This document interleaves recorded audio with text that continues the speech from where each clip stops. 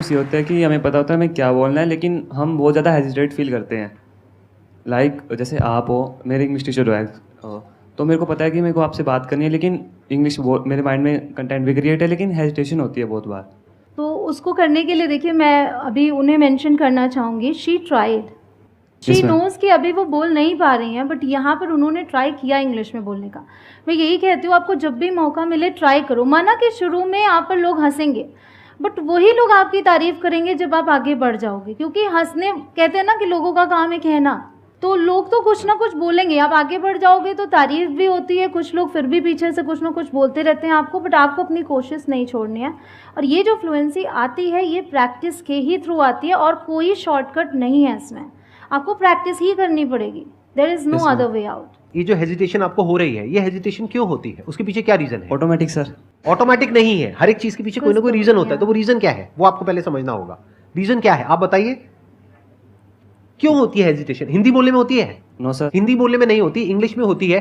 क्यों? क्योंकि डर लगता है कि अगर मैंने बोला तो मेरा मजाक बन जाएगा, लोग हंसेंगे। थोड़ा बहुत तो बोल ही सकते हो ना। Yes sir. जैसे कुछ भी बोलना है, अगर मैं आपसे पूछ रहा हूँ tell me something about yourself, बोलो कुछ इंग्लिश में। Myself Sahil, currently I am doing BTech in from IMC Faridabad. तो बहुत अच्छी बोली आपने, क्या दिक्कत है? Let's give a big hand for him. तो इसी तरह से अगर आप प्रैक्टिस करोगे, बोलते रहोगे और ये परवाह नहीं करोगे कि लोग क्या कह रहे हैं, लोग कैसे रिएक्ट कर रहे हैं। और आपको एक मजेदार बात बताता हूं, यहां से आप अपने दोस्तों के बीच भी फर्क कर सकते हो। दो तरह से लोग रिएक्ट करेंगे। एक है जब आप कोशिश करोगे तो वो आपका मजाक उड़ाएंगे, तो समझ जाओ वो दोस्ती नकली है। ये भी बहुत जरूरी है लाइफ में सीखना कि कौन हमारा दोस्त है और कौन ये दिखा रहा है कि मैं आपका दोस्त हूं। दोनों में बड़ा फर्क होता है।